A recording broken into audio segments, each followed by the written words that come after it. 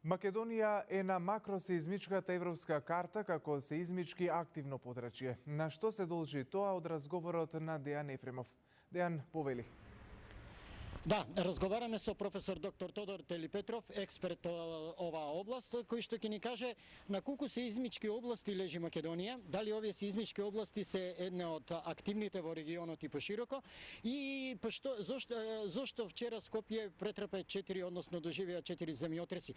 Која е причината за зачестеноста на тресењето на тлото не само во Скопскиот регион, туку и пошироко во Македонија?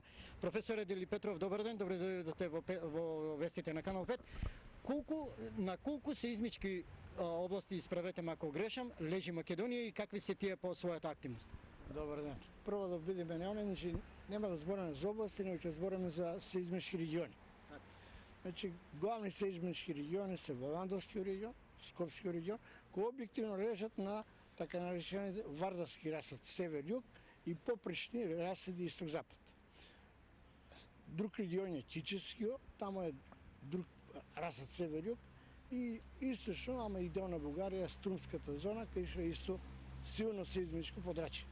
Од досега регистрираните силни земјотреси. Земјотресите во Македонија се тектонски, што значи они настануваат поради придвижување на делови на земјината кора една во однос на друга за кратко време, при што стварат вибрации, ние го тоа викаме земјотрес. Проблемот на Скопскиот земјотрес и земјотресот во Скопската котелина, што жариштето на земјотресот е релативно плитко, некој меѓу 10 и 15 километри. Тоа е плиток земјотрес, према тоа и енергијата што ќе се дисипира на површината е на мал простор, ама релативно голема. Што доведе до вчера до 4 големи потреси? Кои плочи се допреа вчера? Значи, тука нема да збориме за плочи, тоа се сепак помали делови од да плоча. Кога викаме плочи, сметаме на поголеми плочи, да. Атлантска, односно европската или не е битно. Тука делове, значи, ако земеме север е Скопска Црна Гора, на југ е водно, значи прво тука имаме една деструкција која доаѓа од исток-запад. Значи тука доаѓа до придвижување и кога дојде тоа нагло да се придвижи, предизвика земјотрес.